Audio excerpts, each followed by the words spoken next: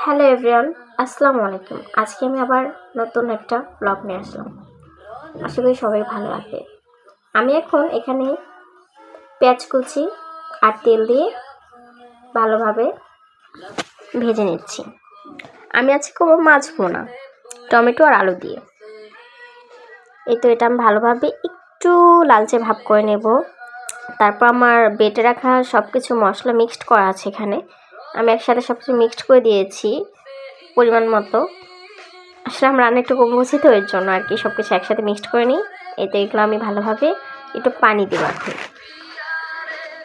এটা ভালোভাবে একটু পানি দিয়ে মশলাটা আমি একটু কষিয়ে নেব।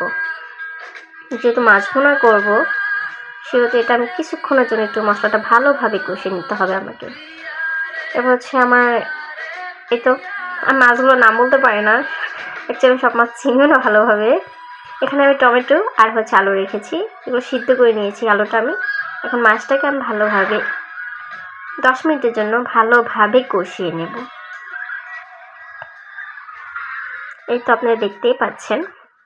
এটা আমি ওই ক্লিপগুলো নিয়ে নিই, আলুগুলো দিয়ে দিয়েছি, দেন মাছগুলো দিয়ে দিয়েছি, সাথে আমি ধনিয়া পাতা দিয়ে দিলাম, স্বাদটা একটু দ্বিগুণ বেড়ে যাবে। এই তো আমার হয়ে গেছে মজাদার রেসিপিটা। আর সাথে ছিল কই মাছ ভাজি। এই তো কই মাছগুলো আগে থেকে আমি মাখিয়ে রেখে দিয়েছিলাম সব মশলা দিয়ে। এখন এটাকে আমি সুন্দরভাবে ভেজে নেব। এই তো এটা ছিল আমাদের আজকে দুপুরের খাবার। এই তো হয়ে গেছে। সবাই কাছে কেমন লাগলো অবশ্যই